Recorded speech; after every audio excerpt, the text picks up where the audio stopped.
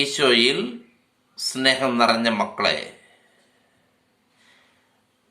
നിങ്ങൾ തിരിച്ചു വന്നാൽ, മക്കളെ, നമ്മളൊരു തിരിച്ചുവരവ്, വീണ്ടും ജനിക്കൽ, അത് കർത്താവ് എത്രയധികം ആഗ്രഹിക്കുന്നറിയോ?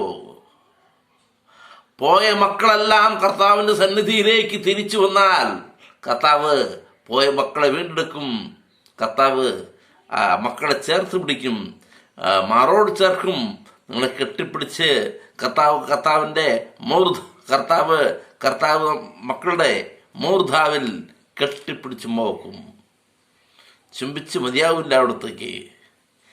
പാപികൾ മാനസാന്തരപ്പെടുന്നത്, ഒരു പശ്ചാത്തപിക്കുന്ന പാപി, ഇതൊക്കെ കർത്താവിന് എന്ത് സന്തോഷമുള്ള കാര്യമാണെന്നറിയോ? കർത്താവിങ്കിലേക്ക് തിരിയാൻ വൈകരുത്. പ്രഭാഷകൻ 5-ാം അധ്യായം 7-ാം വാക്യം പറയുന്നു, കർത്താവിങ്കിലേക്ക് തിരിയാൻ വൈകരുത്, നാളെ നാളെ എന്ന് നീട്ടിവെക്കുകയും അരുത്. കർത്താവിൻ്റെ ക്രോധം അവിചാരിതമായി ഉണരുകയും ആ ശിക്ഷയിൽ നീ നശിക്കുകയും ചെയ്യും. യേശുവെ നന്ദി, യേശുവെ സ്തുതി, യേശുവെ മഹത്വം.